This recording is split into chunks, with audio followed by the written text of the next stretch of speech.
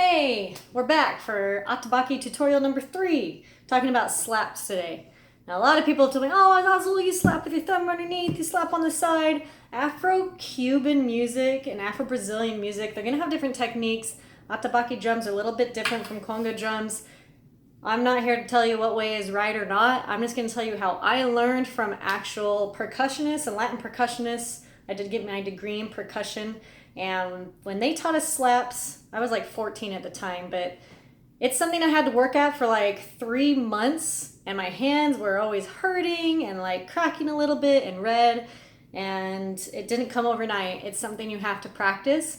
I'm going to show you the basic today. You have to get a whip in your hand going, and you're going to do that here on the drum in the center for an atabaque instead of what some Afro-Cuban drummers are used to doing on the side. In capoeira, we always usually end up doing it in the center. It's a lot easier, I think, to do it in the center anyway. So when you're slapping, in slow motion, I'm doing a whip, like I'm flicking something off the end of my hand. The key here, though, is when you whip to hit the drum, the palm of your hand is going to hit the drum first and then your fingers. But right when your fingers hit, you need to actually grip the drum and not let them bounce off. That's going to be a closed slap. My fingers stay on the drum. And if I do it with my left hand, you'll see this little like cave going on. I've sealed the back side of my hand, but the front is left open. I don't even use my thumb. It gets a nice high pop like that. If you're getting things like this, it's either not hitting hard enough, you're not gripping and whipping hard enough and fast enough. It's a little bit of speed and making sure you're grabbing, ba-dum, ba-dum, okay, like a flan. Heel, and then fingers. Some people will be able to get slap sounds without gripping the drum, like that. That hurts my fingers a little bit more, actually. I just don't prefer it, but you can do it. I'm not here to tell you there's no right way, right, to do capoeira.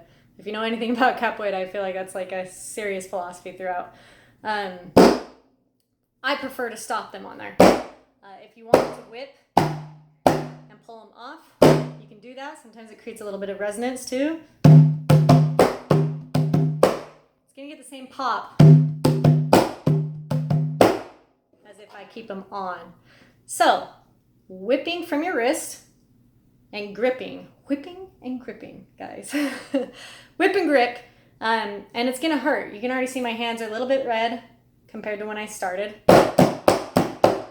You need to practice both hands. I think it's really useful when we alternate to be able to do both, especially when you get into samba de roda or maculele or other rhythms. It's going to be good to be able to slap with your left hand, or honestly, if my right hand gets tired and I need to just switch for a while, I'll do that.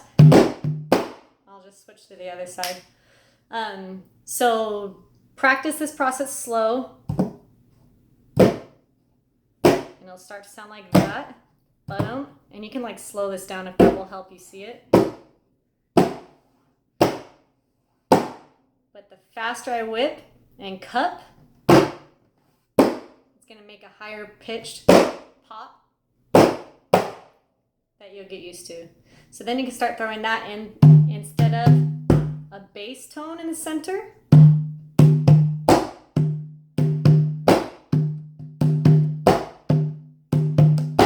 You can do that. Okay.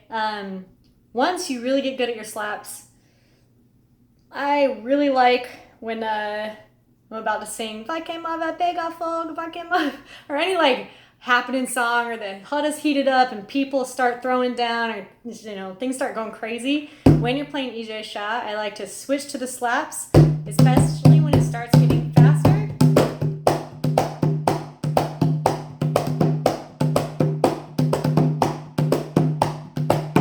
It just creates a different intensity. And it's so fun once you have these techniques to be able to change the music. I honestly think that Atabaque has more influence than anything on the ashe and the roda. It totally changes the rhythm, the vibe that's going on. Things can get intense, or if they can just get chill. It's all up to you if you have these techniques down correctly. So practice the slap over the next couple months. If you have any questions, let me know. I'm gonna sound like this for a long time. Just make sure your fingers aren't coming back up off the drum. You're grabbing it. And then if your hands don't hurt after like 5 or 10 attempts, you're not doing it right. No, just kidding. It will hurt very quickly. You just get used to it. So that's it. Okay, I will be back with another tutorial on how to make all of these elements come together to start sounding really groovy when you're playing Atabaque in the Hara. Anyway, I hope this is helpful for you guys. Feel free to send me questions, message me like, hey, you talk too fast, you explain that too fast, can you slow down? Or I learned it this way, what do you think? Or can you please show me how you do this? Or, you know, whatever, okay? I'm always here to help. So hope you appreciate or enjoy these. And that's all. Have a good day. Ciao.